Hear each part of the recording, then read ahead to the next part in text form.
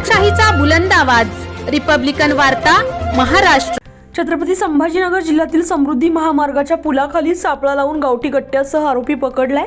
याबाबत सविस्तर वृत्त असे की ग्रामीण पोलीस अधीक्षक मनीष कलवानिया यांनी जिल्ह्यातील अवैध धंद्यांवर कारवाई करण्याचे निर्देश सर्व प्रभारी अधिकारी यांना दिले असून त्या अनुषंगाने दिनांक 21 डिसेंबर 2023 रोजी स्थानिक गुन्हे शाखेचे पोलीस निरीक्षक सतीश वाघ यांना पथकासह गंगापूर शिल्लेगाव परिसरात अवैध धंद्याबाबत माहिती घेऊन कारवाई करण्यासाठी पाठवलं होतं।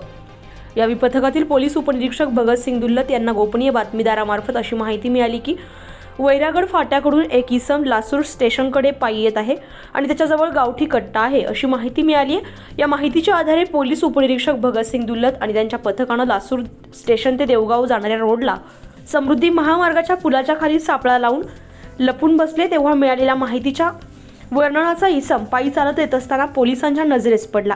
त्याच्या हालचालीवरून बारकाईने लक्ष ठेवून तो बेसावध असताना अचानक त्याच्यावर झडप घालून त्यास ताब्यात घेतले।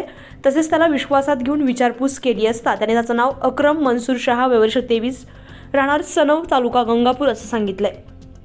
यावेळी त्याची झडती घेतली असता त्याच्या कमरेला त्याने लपवलेली एक काळ्या रंगाची मूठ असलेली गावठी कट्टा अवैधरित्या विना परवाना जवळ बाळगताना मिळून आलाय। सदर गावठी कट्ट्यासह त्याला ताब्यात घेऊन त्याच्याविरुद्ध पोलीस ठाणे शिल्लेगाव येथे कलम 327 भारतीय हत्यार कायद्यान्वये गुन्हा दाखल करण्यात आलाय।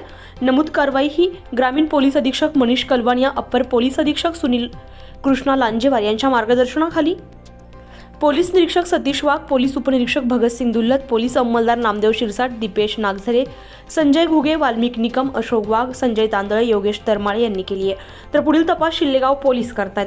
रिपब्लिकन वार्ता महाराष्ट्र न्यूजसाठी फुलंब्री औरंगाबाद प्रतिनिधी